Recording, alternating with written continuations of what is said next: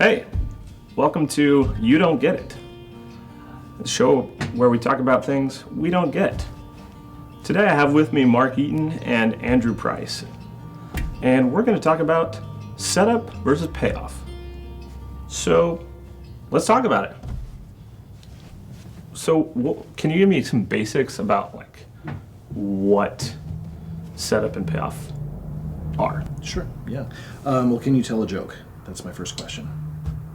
I think I can, yeah. Okay, so then you understand setup and payoff. So I'll give you a setup, and then you give me the payoff if you happen to know the joke. Okay. Why did the chicken cross the road?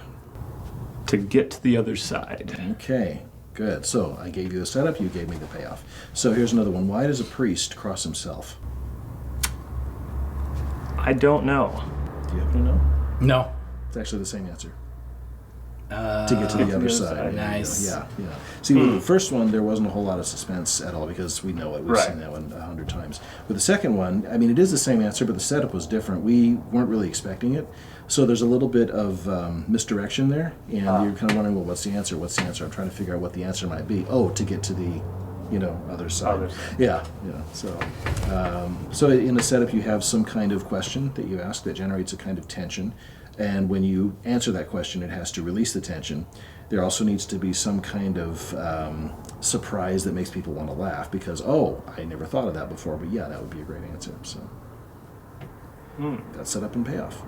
Okay. Works in a joke. It also works in storytelling. So how do you then take it to storytelling? It's kind of simple with a joke. Mm-hmm. Yeah. Well, think about story jokes, right? Let's say you've got two cannibals walking through the rainforest, and the one of them said, "Oh man, I had a horrible meal last night," and the other one says, "Well, what did you have?" "I had roast missionary." "Really? What's wrong with that?" "I love roast missionary." "Well, I do too, but I mean, it was horrible." And the other said, "Well, what kind of missionary did you use?" "Well, the normal kind. He's got a brown robe and a little belt around his waist and a bald spot on the top of his head and a big book under his arm." And the other one said, "You idiot! That's not a roasting missionary. That's a friar."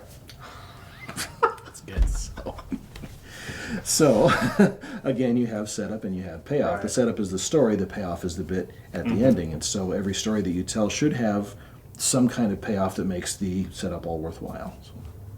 And I'd say that to some extent, setup and payoff, I don't know, are almost your whole movie to some extent. Mm-hmm.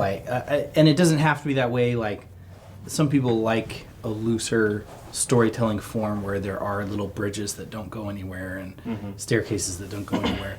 But classically speaking, everything is either a setup or a payoff. Mm-hmm. And then the trick that you were talking about, Mark, is disguising your setups so they don't feel like setups, and so that your payoff is all the more potent. Mm-hmm. Yep. Yeah, very true. Because if you have a payoff that you see coming, then it's almost not even a payoff. Right. It's just something that you... Because it's too easy. Way too easy, yeah. And I can definitely pick that out in some movies. Yeah, if it's too predictable for you. Yeah, it's not. It's like, well, I didn't... It's like some horror movies are... You know what's going to happen. You know that, oh, they're going to go out there and they're going to die.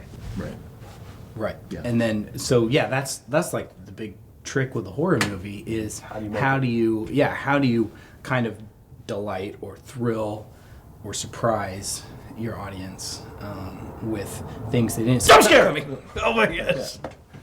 Sorry.